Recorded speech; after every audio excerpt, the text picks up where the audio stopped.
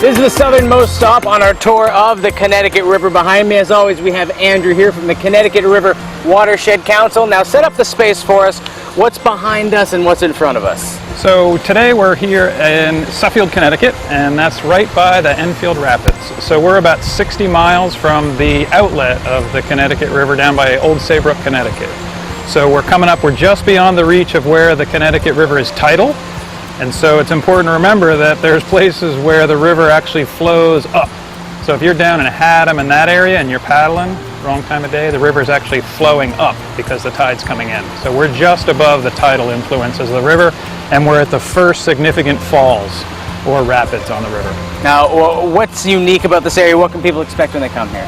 Sure, this is an incredibly historic spot. So we're right here at the end of the Windsor Locks Canal, and the canal was built in 1829. It was one of the first significant canals that was put in the river in order to get around rapids. So for a long time, you can imagine Native Americans, they were paddling and poling to get upriver. And for a long time, Europeans, when they settled, were sailing, rowing, or poling.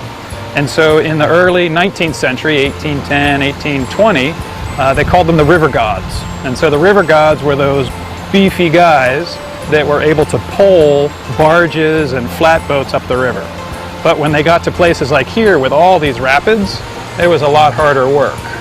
And at that time, we were also building larger vessels, bigger commercial vessels to be able to get up through the rapids was really rough.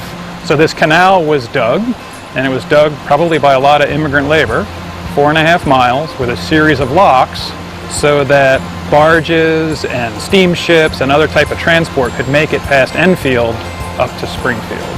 Now, for those of us who don't know, explain how a lock system works. Sure, so the canal is getting boats from a lower elevation to a higher. And so it's set up in segments, each of which is perfectly level. And the lock system allows for a boat to come into a lock. And then what happens is it comes in at the level of the river or the canal at its starts. And then upstream they open doors and the water comes in and they float the boat up to the next level. And then they let the boat out and it goes up to the next level. So it's a series of steps that go up. And so the barges were pulled by mules along the canal, and they went through the series of locks, and when they got here, they went back out into the river and were able to steam up to Springfield. Now, this lock system is not in use anymore, is that right? It's correct. So the locks have not been used for decades and decades and decades. That type of commercial traffic no longer exists on the Connecticut River. Railroads, trucks, highway systems completely obliterated the need for that type of river transport.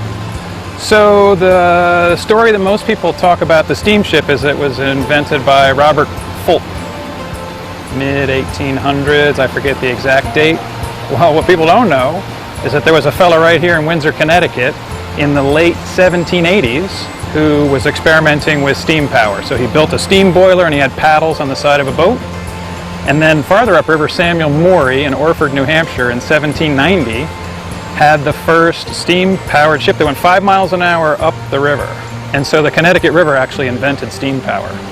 And so what happened then in the beginning of the 19th century, 1810, 1820, steamships started to be developed. And so what you see here in this part of the river is a historic vestige of steamships traveling up and getting past the Enfield Rapids. Historically, the city of Hartford was one of the more famous steamships.